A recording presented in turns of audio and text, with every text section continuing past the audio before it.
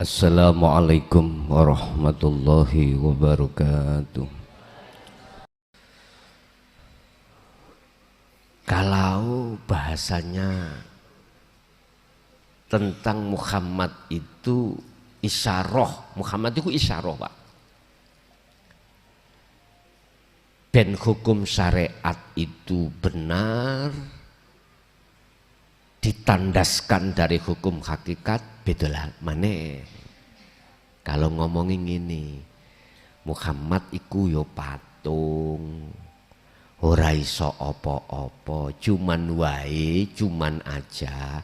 Muhammad iku hamba sing dipilih untuk diamanai syafaat diberikan terhadap umat. Kalau begini sondok diterima ning akal, di hati iman ya sondok masuk.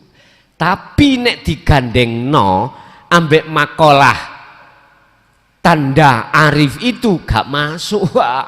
Karena isyarah itu harus dihilangkan dari iman yang sesungguhnya. Tapi satu sisi ya sondok gak popo dengan alasan itu proses muraqabah menuju musyahadah. Wis jenengan derek sing di monggo. Wis iku surat Az-Zumar 44 tentang syafaat. Surat Al-Qasas, innaka la tahdi man ahbabta walakinnallaha yahdi may yasha. Iki Allah sendiri yang ngomong, wis gak diomongno lewat Muhammad, enggak. Sesungguhnya kaum Muhammad itu tidak bisa memberikan petunjuk terhadap orang sekalipun itu orang dekat kau. Muhammad nggih meneng, Pak. Gak wani jawab. Wong patung. Bisanya ya udah, terserah jenengan bos. Allah dawuh, telu tambah telu ikut cara munggo kita kan nenem, Pak. Iya. Tapi munggo bos gak enem, Pak.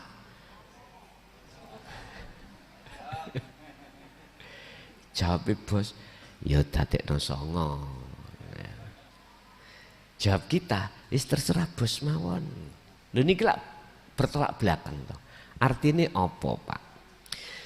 Nyo dhuwit 6 juta, administrasimu SPJ-mu dadekno sangang. Ngono lho bos maksude.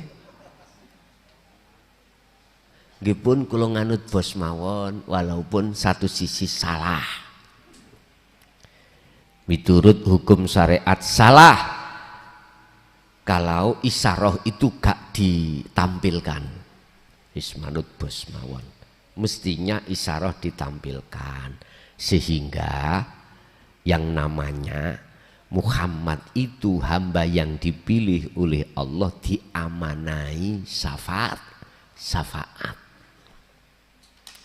diamanai hidayah. Bentuk beliau ini mendidik kita minadz-dzulumati ilan nur.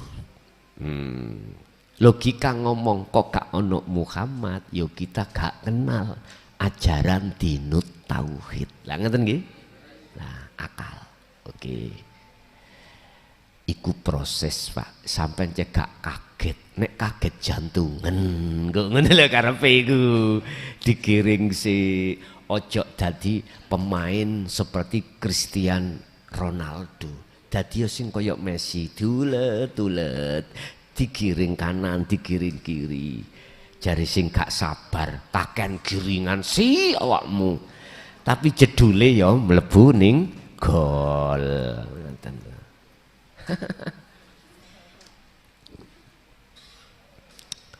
Pun wis kita lewati ayat ini. Kita kembali ke surat An-Nahl ayat 2.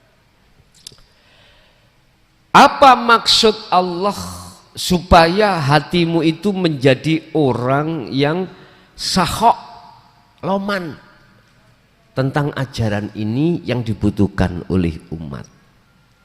Fattakun, supaya mereka itu betul-betul hatinya bertakwa pada Allah. Beliau-beliau itu tidak tahu jalannya untuk takwa. Sebetulnya dia itu mencari bagaimana sehaqqatukoti, takwa yang sebenar-benarnya takwa ini.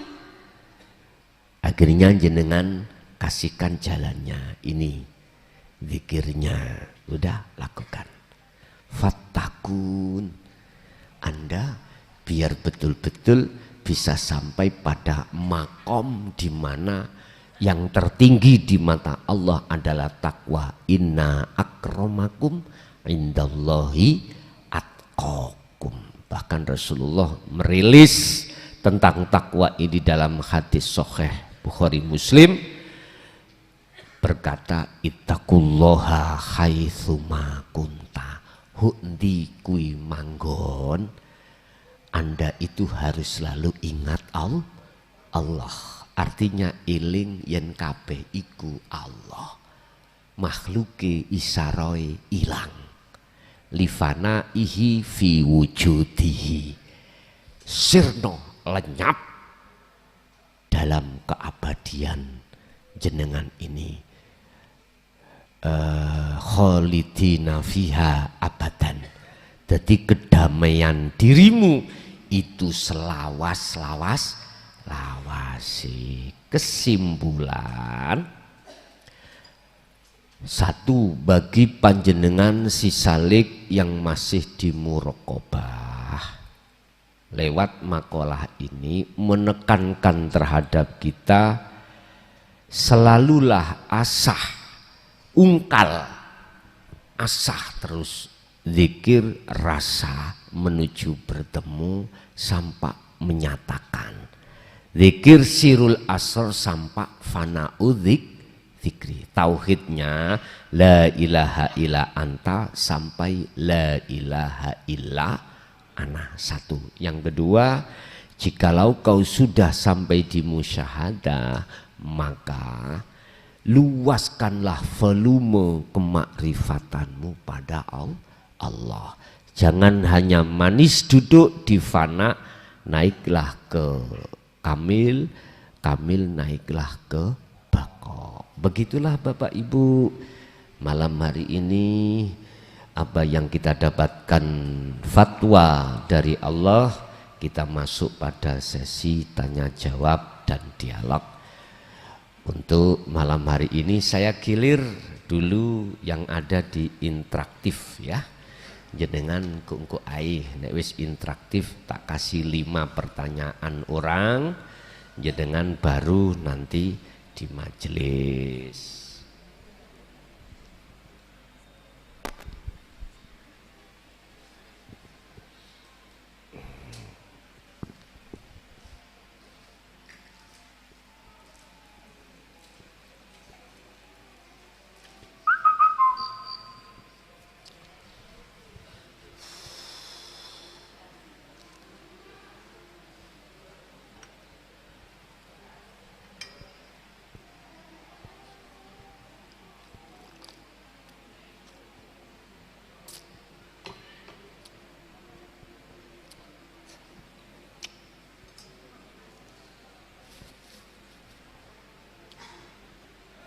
Nggih, monggo yang di luar di jalur telepon 082141295309 yang ingin bertanya kami persilakan.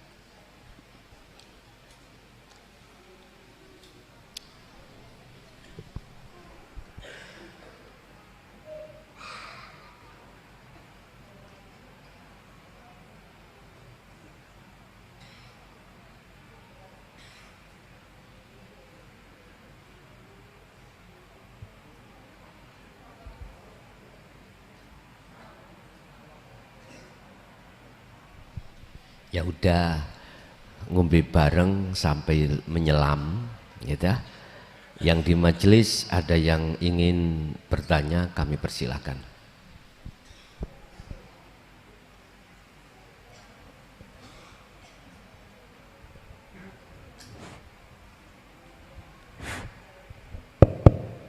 Assalamualaikum warahmatullahi wabarakatuh. Saya mau nanya Gus tentang diri saya ya. Ini menyangkut tentang kholwat. Kesana kesini baik di pondok maupun di kebun itu saya sering kholwat. Pagi, siang, malam. Pokoknya ingin bertemu Allah intinya lah Gus.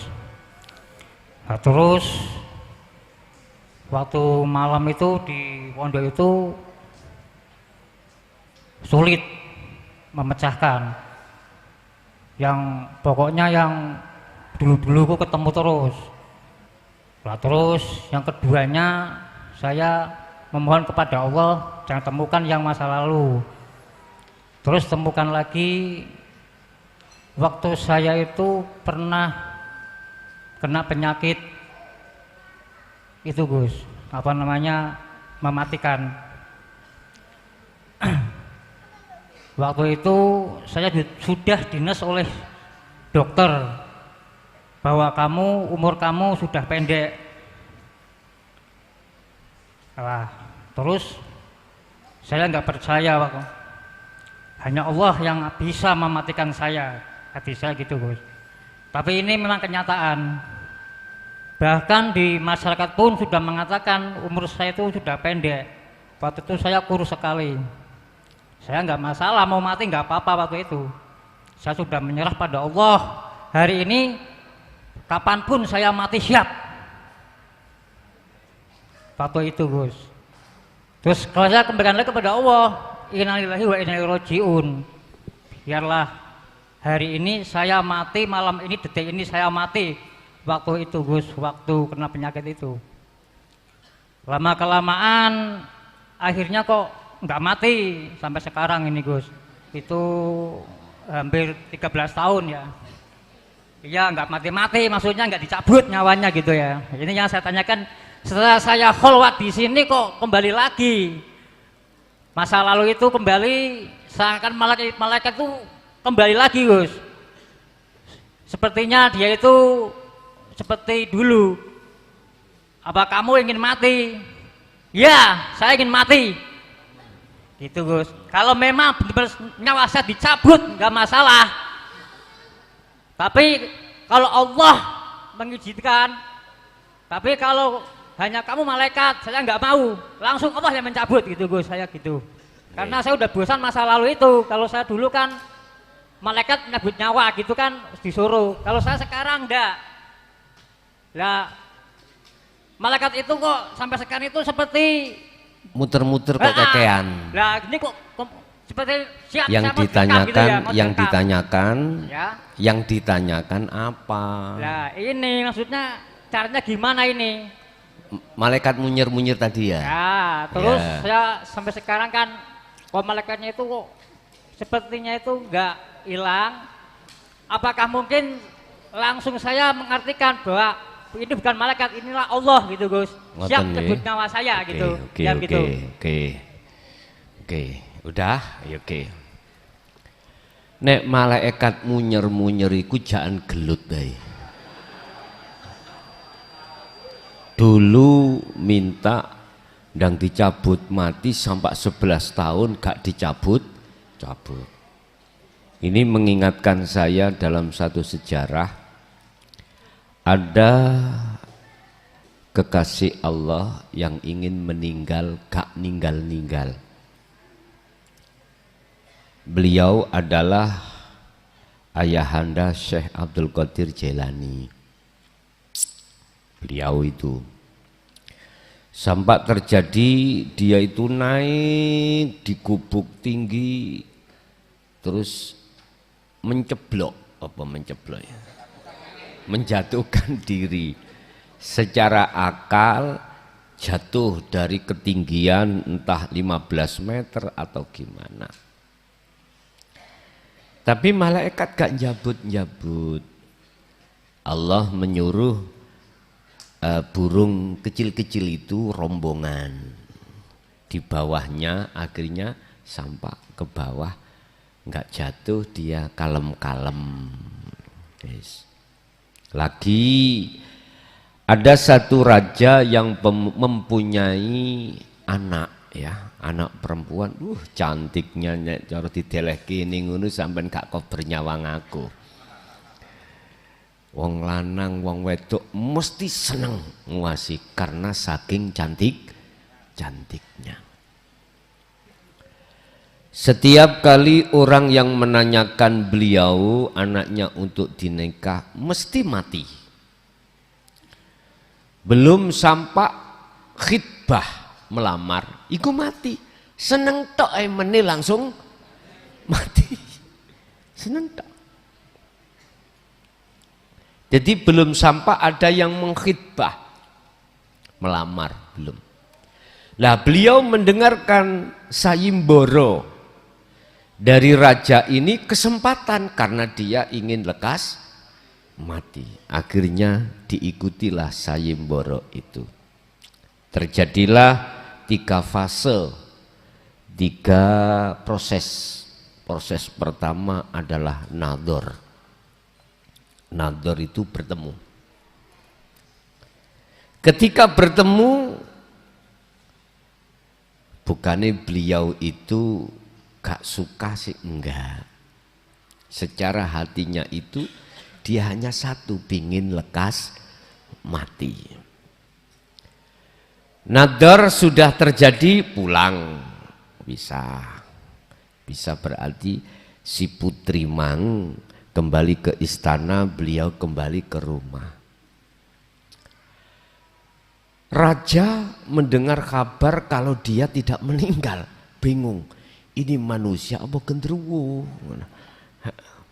Dia juga bingung, aku kok gak mati? Udah fase kedua terjadi, mungkin habis nador adalah khitbah. Khitbah itu melamar, Pak. Akhirnya melamar. Melamarlah beliau terhadap putri itu, otomatis masuk dalam istana. Yang namanya orang tuanya senengnya ya apa? Seneng. Sebab anaknya mau jadi manten. Nah gitu dah ya, seneng. Akhirnya terjadi khitbah, deal. Kapan gaini? Sasi Rejeb mawon. Gandeng dengan Isra Mi'raj. Oke. Terjadi, pulanglah. Lah raja punya tilik sandi, disuruh untuk menyelidiki terhadap beliaunya itu. Minta kabar, wong iki wis mati apa durung. Ternyata tidak mati, Pak. Raja yo bingung, beliau yang melamar juga bingung. Lah iya aku kok gak mati-mati piye? Malaikat iki apa tah? Lali apa tah piye? Oh, mungkin waktu fase yang ketiga, akdun nikah, ijab kabul. Raja juga begitu. Pikirannya dia mungkin akdu nikah mati. Ternyata Bapak Ibu ketika saat terjadi akdu nikah yo ora mati.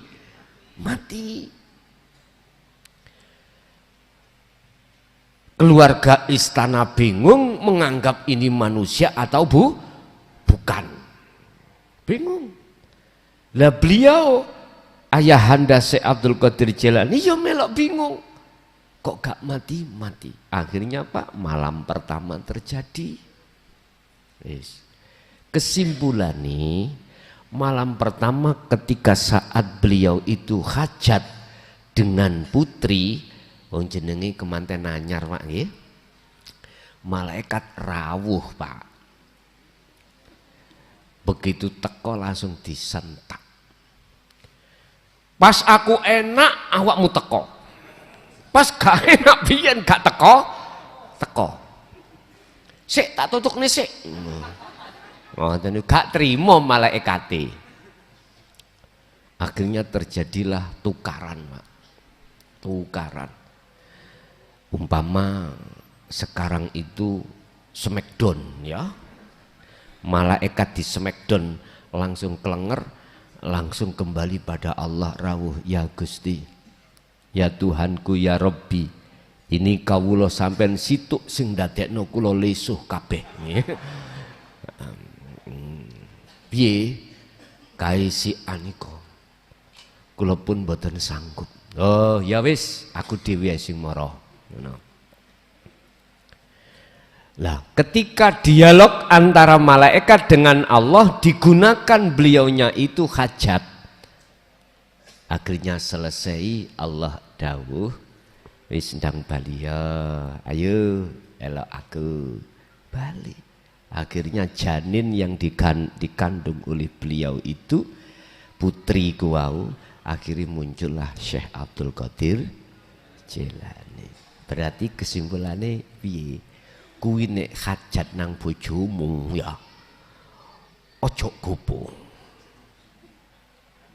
Ojo gopo, santai ae, hatimu toton sik nang Gusti Allah. Paham? Urusan kok melungker apa gak melungker ojo dibahas. Toton sik hatimu nang Allah. Paling tidak kau muraqabah terus musahadah, pun gas tancap, rem tancap, udah itu pengertiannya seperti itu. Artinya bisa diartikan tentang takdir nek belum datang disebut kodok, godaken kaya apa ya ora teko-teko, sekalipun iku hal yang berkenaan dengan kematian. Lah terus sikap saya bagaimana? Wis jarno ae, masih malaikat mbulet muter-muter bahno. Biarin aja. Nanti kalau sudah waktunya ya datang sendiri. Gak usah bingung-bingung jenengan. Sekarang yang tugas yang paling penting adalah Anda harus tetap berzikir. Titik, itu aja. Engko nek wis wae teko, wis gak usah gubu. Teko. Nggih, ada lagi.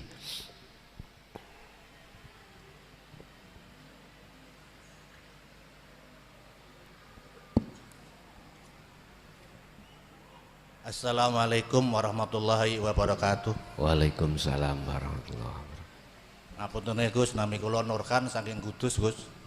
Nggih. Kula nembe sepidah menika saged nderek pengaosan langsung kalih Gus. Nggih ngapunten saderenge berhubung kula nembe sepisan menika kula wau dugi ngriki delalah nggih telat Gus. Dengan perjuangan yang sangat menurut kula sih sangat-sangat rodok berat menurut kula wau. Soalnya menurut perkiraan niku kula dugi kene niku jam kali paling lambat jam 3 Gus. Tapi nyasar-nyasar. Begitu mau dugi ngriki teng jembatan kecil wau bani kula bolong Gus. Ngantos saniki tak dongkrak dereng tak ganti. Soalnya dereng sholat ya ujung-ujungnya berarti kon sholat dhisik kan ngoten. Pertanyaannya ngeten Gus, ngapunten saderenge. Memang teng mriku wau kula pun nggih ngobrol-ngobrol kalih sing pun dangu-dangu. Pilih nak dinten Setu kan jam sekawan kan beatan. Ning delalae ya kok kula telat ngono lho Gus. Nggih. Sing sepisan. Kaping kalih kula kan memang pengen intine pengen untuk menuju ke Allah itu seperti apa kan gitu. Memang secara tidak langsung kalau sedikit banyak pun mirsani teng YouTube, teng TikTok kan ngoten. Terus maksud kula kan ngeten. Kalau jauh-jauh ke Kudus dugi ngriki mudah-mudahan kan ada yang bermanfaat untuk diri saya, istri saya, keluarga saya kan gitu. Syukur-syukur bisa orang lain gitu Gus.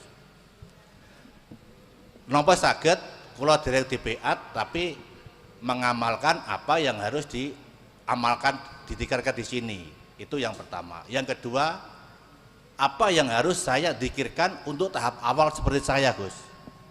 Oke. Terima kasih. Wassalamualaikum warahmatullahi wabarakatuh. Waalaikumsalam warahmatullahi wabarakatuh. Tentang beat itu hak prerogatif Allah, bukan saya. Berbagai macam cara Allah membaiat hambanya. Baiat yang dimaksud di sini baiat yang bisa sampai jenengan iki wusul pada Allah. Sehingga dalam bahasa baiat miturut hakikat makrifat itu adalah menyambungkan talinya ruh pada Allah lewat sirul asrar itu. Lah, Allah cara menyambungkan macam-macam. Tadi saya katakan dalam surah Al-Qasas, innaka la tahdiman ahbabta. Bukan persoalannya yang membaiat itu makhluk bisa membaiat makhluk lain, enggak. Bukan perkaranya si makhluk itu bisa menyambungkan talinya ruh pada Allah, bukan. Tetapi tentang masalah baiat utawi masalah menyambungkan hak prerogatif Allah. Itu hak mutlak Allah yang bisa untuk menyambungkan. Sebab talinya ruh pada Allah yang kami sebut sebagai hablum minallah itu putus, maka kita sampai kapanpun tidak akan pernah ingat pada Allah. Bahasa ingat, bahasa dzikir itu yang kumaksud bukan dzikir yang kita lakukan secara syar'i dan secara thariqah. Syariat thariqah bukan itu. Yang kumaksud dzikir di sini adalah ingat, sadar hatimu bahwasanya semua apa yang terjadi itu datangnya hanya dari Allah. Itulah talinya Allah. Disebut dzikir yang untuk sampai di situ hanyalah sirul asrar. Cara kejawen ngono sing disebut dzikirnya roh. Ya ini. Nah, yang menyambungkan itu hanya Allah dan lewat apapun Allah bisa. Sehingga ketika saat jenengan ikimang sudah mendengarkan tentang bahasan sirul asrar, hatimu itu sudah yakin dan bisa mengamalkan keyakinan Anda, berarti secara tidak langsung Anda sudah di baiat Allah. Tanpa Anda ketahui. Kalau yang terbiasa itu mengikuti langsung jam 4 sore setiap hari Sabtu, kan nyatanya lahir iki boleh Anda tahu kalau sudah di baiat Allah. Tapi Allah dengan cara Allah sendiri bisa, walaupun tidak melalui manusia itu. Manusia itu kan cuman Anda biar tahu gitu aja. Kalau dalam hati sampean tentang dzikir sirul asrar sudah paham atas fungsinya dan Anda melakukan, boleh. Sehingga jenengan ngaji di sini tanpa ada baiatan secara langsung, ya, maka boleh Anda mengikuti dan mengamalkan itu. Di luar sana juga boleh. Sekalipun tidak pernah bertemu saya, jenengan ini hanya belajar di channel Ponpes Jaya Baru itu. Boleh. Dan itu sah miturut Allah.